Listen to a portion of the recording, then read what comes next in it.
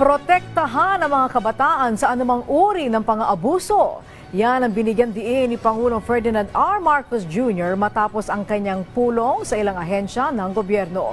Kasabay nito, pinaigting din ng Pangulo ang paglaban sa pang-aabuso sa mga kabataan gamit ang internet. Si Alan Francisco sa Sentro ng Balita Live.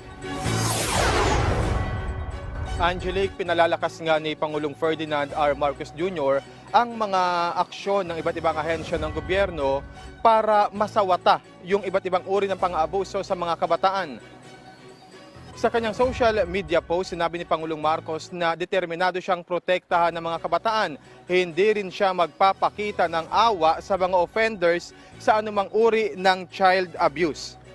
Sa briefing naman, Angelique, sa Malacanang kanina, sinabing inatasan ni Pangulong Marcos ang DILG, PNP, NBI, DOJ, DSWD at iba pang ahensya na palakasin ang aksyon kontra sa pang-abuso sa mga kabataan gamit ang internet o social media o itong tinatawag na online sexual abuse or exploitation of children o OSAIC at child sexual abuse or exploitation materials o CSAM.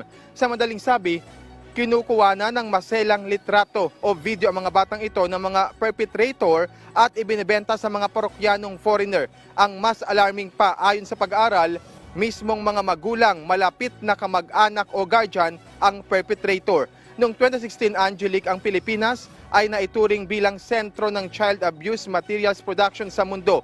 Base sa pag-aaral yan ng UNICEF.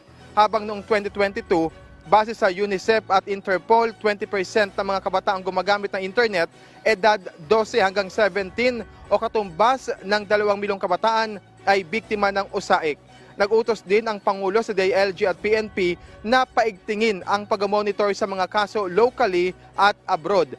Pinahuli rin ni Pangulong Marcos sa mga sangkot dito at may direktiba sa DSWD at iba pang ahensya na pabilisin ang investigasyon para matiyak na protektado ang mga bata at reintegrated ang mga pamilya.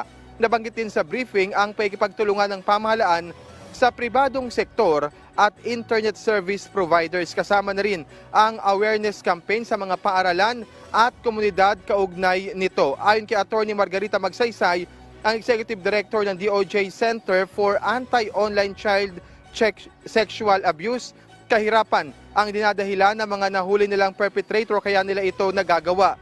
Pinakamataas na kaso ng pang-abusong ito, Angelique, ay mula sa Cagayan de Oro, Iligan at Taguig.